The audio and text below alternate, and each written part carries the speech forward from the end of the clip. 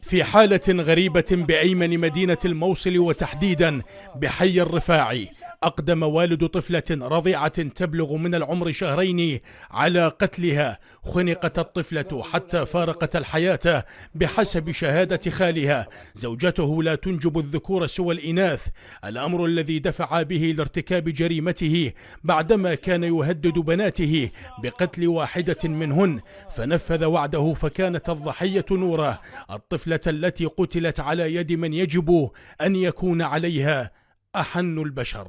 هو شات البنت، يعني احنا نقول لك مو 100% هو شات البنت. وقايل البنت الصغيرة اللي اسمها زينب، الكبيرة اسمها زينب طفلة عمرها 7 سنين، قايلها والله قال لك اقتل واحدة من شن، وقال اشعل قلب ام شن عليها شن. من جت الطفلة على الدنيا قبل شهرين كسر بلازمات 2، مكسر بلازمات 2 نعم. وراحوا يلقحونها مرة من المرات، الطفلة عمرها كم يوم راحوا التلقيح يريد تهم الجام. الطب العدلية التقرير ما الطب العدلي يقول البنية كتم نفس، يعني خنق الطفلة، يقول أنا أريد أحارب رب العالمين، إيش الله ما ينطيني ولاد. دائرة الطب العدلي في الموصل أكدت وبعد تشريح جثة الطفلة تبين أن سبب الوفاة الضغط على القصبات الهوائية، والذي أدى لكتم نفسها حتى فارقت الحياة، فأخذت عينة من دمها وأرسلت إلى العاصمة بغداد للإعلان عن النتائج والتقرير النهائي.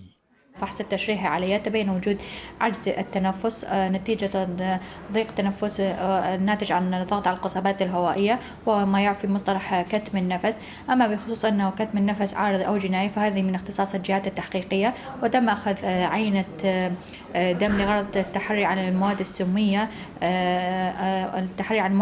وتم إرسالها لبغداد وبانتظار النتائج والتقرير النهائي.